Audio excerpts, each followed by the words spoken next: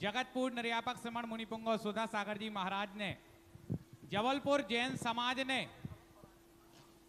पिछले बार गुरुदेव मुगावली में 50 बसें और 51 कार लेकर के जबलपुर जैन समाज आपके चातुर्मास का निवेदन लेकर के पिछले महीने पहुंची थी। तब आपने कहा था कि जबलपुर वाले सूर को मोड़ने का प्रयास कर रहे हैं। आज हम लोगों ने अगला प्रयास और किया।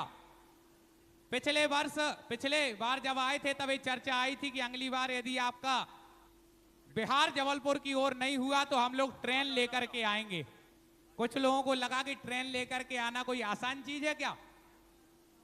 ट्रेन में बोगियां तो ला सकते हो आप, 1-2 बोगी बुक करके, लेकिन पूरी की पूरी स्पेशल ट्रेन आ जाए केवल इसलिए क्योंकि हमें जगतपुर निर्यापक श्रमण मुनिपुंग और सुधा सागर जी महाराज का चातुर्मास चाहिए। जब भारतीय रेल का इतिहास हमने देखा, पहली ट्रेन मुंबई से ठाणे तक चली थी, तब से लेकर के आज तक के इतिहास में ट्रेनें बहुत तीर्थों की वंदना करने के लिए निकली, लेकिन पहली बार पूरे भारत पूरे विश्व में हुआ है कि किसी दिगंबर जैन संत के चातुर्मास के लिए स्पेशल ट्रेन आई हो।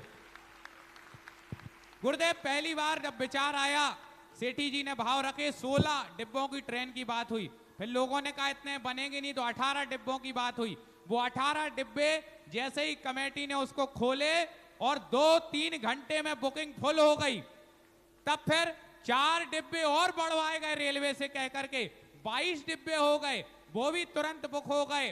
अब सेठी जी, कई लोग ये कह रहे थे कि आप सेठी जी से बोल दो, इतने भक्त हैं जबलपुर में कि एक ट्रेन के पुण्यार्जन में काम नहीं होगा, 2-2 ट्रेन ले जानी पड़ेंगी। तो सेठी जी की तरफ से तो स्वीकृति थी, लेकिन बाकी व्यवस्थाओं को ध्यान में रखते हुए हम लोगों ने कहा कि अब जबलपुर चातुर्मास के बाद अपन पुनः चातुर्मास के लिए जब जाएंगे तब दोबारा अपन ट्रेन फिर लेकर के जाएंगे। तो ऐसी भावना, आज अभूतपूर्व उत्साह संस्कार धानी पूरे जबलपुर जिला के पूरे संभाग की समाज यहाँ पर उपस्थित हुई है। एक एक करके सबकी जिज्ञासा हो रही है। एक नया इतिहास आज संस्कार धानी जबलपुर वासियों ने रख दिया कि 22 डिब्बों की स्पेशल ट्रेन अभी वो खड़ी है सुबह से लेकर के गुना में, और रात को हम लोगों को लेकर के जाएगी, और हो सकता है खुशखबरी लेकर के जाए कि 2026 का चातुर्मास संस्कार धानी जबलपुर में होगा। और अब जिज्ञासा रख रहे हैं अग्रवाल कॉलोनी से राजेश जी जैन सीए पूर्व अध्यक्ष और सभी भक्तगण, और इसके बाद जिज्ञासा के लिए तैयार रहें। पुण्योदय कमेटी से अंकित जैन जी अपनी जिज्ञासा रखेंगे। मेरे प्रातः स्मरणीय परम पूज्य गुरुवर के श्री चरणों में बारंबार नमोस्तु नमोस्तु नमोस्तु चुल्लक सी एलक सी महाराज जी के चरणों में इच्छामी इच्छामी इच्छामी। महाराज जी, मेरी एक जिज्ञासा है कि हमारे धर्म में स्वाध्याय का बहुत महत्व है, मगर जब मेरे को ध्यान आता है कि जिनालय में जब स्वाध्याय होता है तो स्वाध्याय जो भी करते हैं पुरुष और महिलाएं, मेरे को ऐसा लगता है स्वाध्याय करने के बाद उनका स्वभाव थोड़ा सा कठिन हो जाता है, कई बार वो चिड़चिड़े हो जाते हैं। क्या ये स्वाध्याय के कारण है या स्वाध्याय के कारण थकान होने के कारण ये स्वभाव होता है? इसका एक स्पष्टीकरण। और दूसरा महाराज जी, एक और इसके साथ लगा हुआ प्रश्न है कि मैं देखता हूँ अधिकतर कि स्वाध्याय जब होता है तो स्वाध्याय के पश्चात जो वहाँ पे बैठे रहते हैं पुरुष महिलाएं, जब किसी एक व्यक्ति विशेष के बारे में, श्री जी को छोड़ के किसी व्यक्ति विशेष के बारे में चर्चाएं होती, नकारात्मक या सकारात्मक, तो वो उस व्यक्ति विशेष का पुण्य इतना तीव्र है कि जिनालय में निरंतर उस व्यक्ति की चर्चा हो रही है, या ऐसे स्वाध्यायियों के कर्मों का ऐसा बंध है कि वो ऐसी स्वाध्याय को छोड़ के ऐसे ही चर्चाएं कर रहे हैं? कृपया जिज्ञासा का समाधान कीजिएगा। कोई भी कार्य है, कोई भी मार्ग है, उसमें दोष तो होते ही। इसी प्रकार किसी के करने से स्वाध्याय बदनाम नहीं हो जाएगा।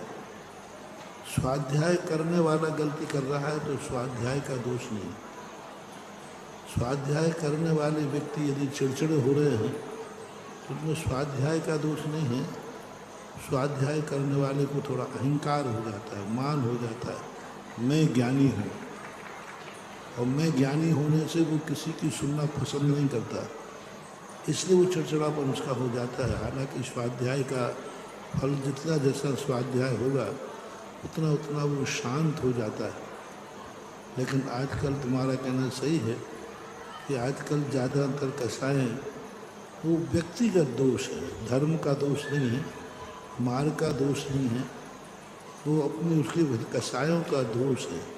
कोई धर्मात्मा में कसाय हो जाते हैं, धर्म का भेष लेकर के लोग कसाय कर लेते हैं। धर्मात्मा के परिणाम शांत होना चाहिए, लेकिन आजकल देखते हो तुम कई धर्मात्माओं में कितनी तीव्र कसाय, इतनी कसाय होती है कि वो अपनी कसाय के सामने धर्म अधर्म कुछ नहीं गिनते। व्यक्तिगत कसायों में लोग भगवान से कसाय करने लग जाते, मंदिर से कसाय करने लग जाते, साधुओं से कसाय करने लग जाते। अब तो ऐसा होने लगा पंडितों में शास्त्रों से कसाय हो जाती। हमारा द्रव्यानुयोग है, उनको प्रथमानुयोग से कसाय, चरणानुयोग से कसाय। कई लोगों को कोई अनुयोग पसंद आता है, दूसरे से कसाय, ये तो सब बेकार है, उसकी निंदा करने लग जाते हैं। कई लोग आपसी कसायों को भगवान से कसाय करने लग जाते हैं, उनको भगवान से कसाय करने लगते हैं। आप लोगों में कोई आपसी लड़ाई हो ना, तो उसके द्वारा कोई भगवान बैठा दे जाए, दूसरा कहता मैं भगवान को नमस्कार नहीं करूँगा क्योंकि ये मेरे दुश्मन ने बैठा रहा है। एक बार एक स्थान पर हुआ, एक व्यक्ति के दूसरों में कसाई थी, उसके प्रतिष्ठित भगवान थे, उसने आज भगवान का अभिषेक कर लिया, उस भगवान का अभिषेक नहीं किया। बोले उस भगवान को तो मैं नमोस्तु भी नहीं करूँगा क्योंकि वो मेरे दुश्मन में बैठा रहे। बताओ, ऐसा इतनी तीव्र कसाय कि माँ उसके दुश्मन ने बैठा ली। एक ही बेटी, एक दो बेटी बनी एक मंदिर में, एक बेटी पर नमस्कार कर रहा है, एक पर नहीं कर रहा है। माँ इसलिए कि वो प्रतिमा किसी उसके दुश्मन ने बैठा ली। वो दुश्मन था उसके नगर पालिका के चुनाव में एंटी ग्रुप में था। तो माँ थोड़ी सी दुश्मनी के कारण बताओ, मूर्ति से इतनी कसाय, वो मूर्ति के सामने निकल जाएगा, नमस्कार नहीं करे। अब ऐसों की कौन सी दुर्गति होगी। अब ऐसा व्यक्ति यदि किसी मूर्ति को नमस्कार कर भी रहा है तो वो नमस्कार नहीं है, उनको आयु का बंध हो गया है, नरक आयु का बंध हो गया है उनको। तभी उनको ऐसा आ रहा है, इस वेदी पर भगवान बैठे, मैं उनको नमस्कार नहीं करूँगा क्योंकि वो मेरे दुश्मन के द्वारा बैठा ले गए।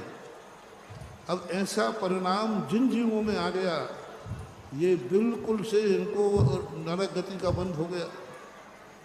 जब इनके निकृष्ट आयु का बंद हो जाता है, तब उनकी इतनी तीव्र कसाय होती है कि वह कसाय भगवान से कसाय करने लगा। यही तो हुआ था अंजना से।